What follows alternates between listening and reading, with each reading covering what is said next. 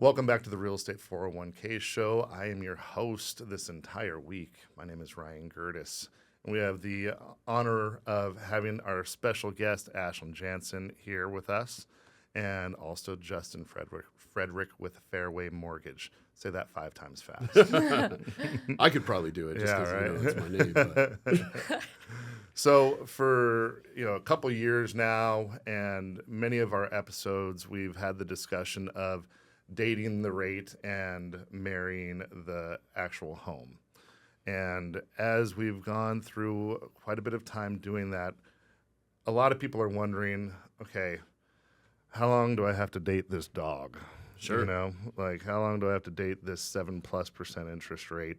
I want to get married to something, and I'd like it to be, something good looking, something that I can see long term with, right? And so, ironically enough, it's been a pretty good month and a half of some rates. We've had a little bit of ups but a good amount of downs. But we are starting to see different opportunities for people to stop dating that rate, start marrying a new one. So talk to us a little bit about what you're seeing over there on the lending side when it comes to refinancing. So I would say you're never married to a rate. So I would just want to say that you're always hopefully dating a rate until something catastrophic happens and we're down in lower rates again. But and it could happen. So one of the biggest questions we've been getting is when should I refinance? There's a lot of information out there, or uncles, parents, they say you shouldn't refi until you get at least 1% lower on your interest rate. And it really just depends. And I want to talk about recoup times, basically, with the cost of your refinance and what that looks like, because that's the real deciding factor. And it really comes down to goals, too. If your goal is, hey, I'm only going to live in this home for another 2 years, and then I'm going to rent this thing out, well, then you're pretty much going to be stuck at an interest rate for the remaining portion of the loan because you're not living there. So it's going to be an investment property. If your goal is, hey, I'm going to live here for another 12 months, and then I'm going to sell the house, and I'm going to take my proceeds and purchase another house, well, that's a different goal. So let's talk about that one a little bit. If you're going to live there for 12 months and you're going to end up selling the home and purchase another home, we want to keep the cost as low as possible because we don't want to take away from the equity that you're going to get on your net proceeds once you sell the house. So we might look at, what if we could do a no-cost loan and it only saves you 0.5%, but it saves you $100 a month, but there's no recoup time because there's no cost, right? Well, sounds good. That's the best avenue for somebody that's going to sell the house. If you're going to live there for 2 years and we're in a dip in rates and then you're going to rent it out, well, we need to plan for long term. Maybe we're going to eat up some of that equity and buy down with points to buy that rate down because we know the chances of us refinancing an investment property is very, very, very slim because the chances of that rate getting good enough for you to refinance that as an investment property is very slim. So we're going to talk about that. But let's say that you plan on living in the home for 5 years, and you're just simply looking at saving money per month. Well, if it costs us $5,000 to refinance on standard fees and you're saving $250 a month, well, your recoup time is going to be fairly quick. If you're saving it's pretty simple math. Right. If you're saving $100, it takes you 50 months to recoup the cost. Maybe that's not something I really want to jump at. But simple math would say, okay, if it's costing me $5,000 and I'm saving $250 a month, then I can just put $250 into $5,000. Okay, that's 20 months. So almost 2 years is when I start saving, right? Yeah. So these are really good conversations to have. So if you have any other specific scenarios, please text the word rate to 623-AZ-RECON. That's rate to 623-AZ-RECON. Keep going. Yeah, so it's really all about recoup time. I mean, if you have a $80,000 loan and I'm saving you 1% on the interest rate, most of the time it's not going to make much sense to refinance that because of the cost and the savings. You know, if I save you 1% on $80,000, but I increase your loan amount to $85,000 to save that 1%, most likely your savings per month may only be like $70 a month. So it's going to take you a heck of a long time to recoup $5,000. Right. So it's not specific to what your rate is, and it's more specific to what my savings is compared to what my cost is.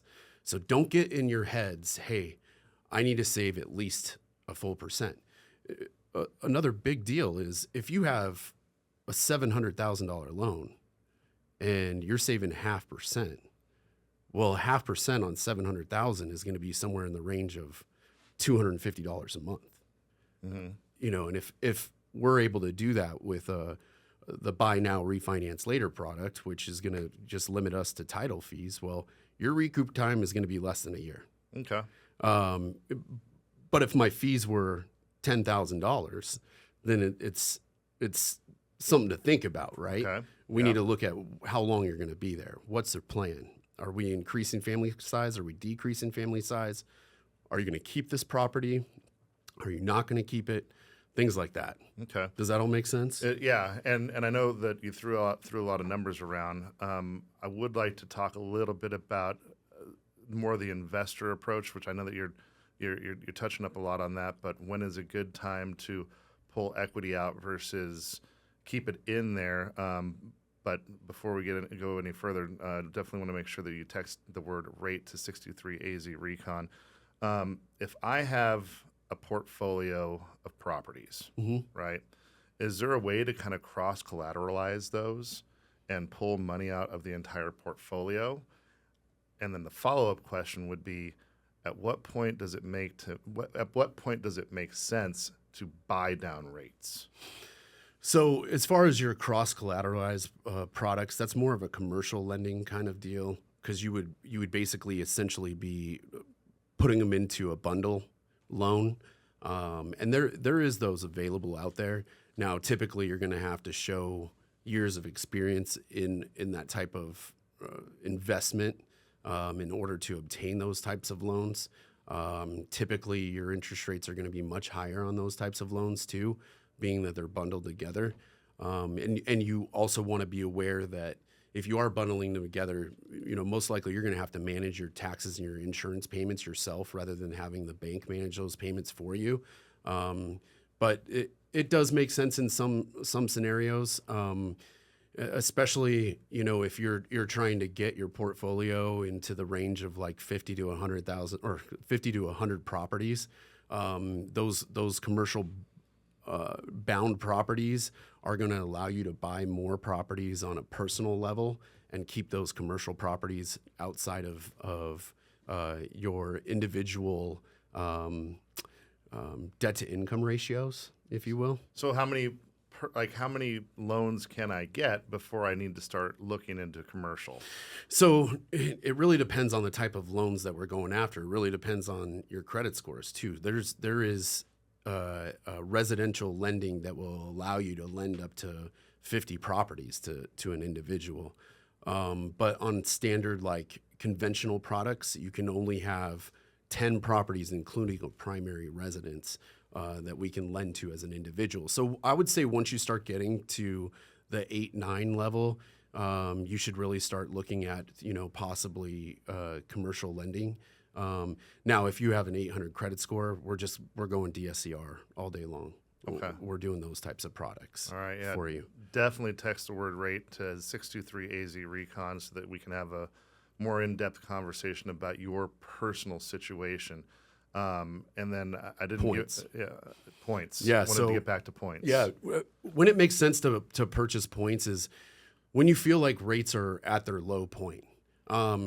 Whereas right now we know that we have rates out there right now, but we know that as soon as inflation numbers really get to those 2% flat levels for the feds, we know that we're going to see lower interest rates, especially with what's going on with the jobs. we're seeing ups and downs, really volatile, right? We know that we're going to start seeing lower rates. So this is not a time where I would recommend buying points, because as soon as you buy those points or buying down the rate, that money is gone. You're spending it and it's gone. So if there's an opportunity to refinance, well, The money you spent on points, you're throwing away. you're throwing it away. It's thrown away. So, I'm hopeful that within the next 12 to 24 months, we're going to start seeing rates that make sense to permanently buy down, and it be your single transaction on that house, and you'll hopefully never refinance that again. That's really when you want to start buying points. Or if you're getting money from a seller and the seller is giving you so much money that you can't spend it outside of buying down the rate or looking into temporary buy downs on 2-2-1s or 1-0s or 3-2-1 buy downs, then I recommend buying points. But realistically, I want to avoid having my clients pay for points right now, just due to that fact. Now, if you're buying an investment property, you're most likely going to see 1 point attached to your rate, and that's just due to the fact that that's what they come with right now. There's no premium pricing on investment properties, and what I mean by premium pricing would be negative points. So instead of buying down your rate, there's options of receiving money back in order to do the loan take at a certain higher rate. Yeah. Or you're not going to see very many rates out there with 0 points on an investment property. Typically, you're going to see at least 7/8 of a point attached to a rate right now on an investment property. Well, it's a wealth of information. You're Yeah. smart, man. Love having you on this, man. Definitely text the word rate to 623AZ Recon. Now, Ashlyn, I know that you have not bought a home yet.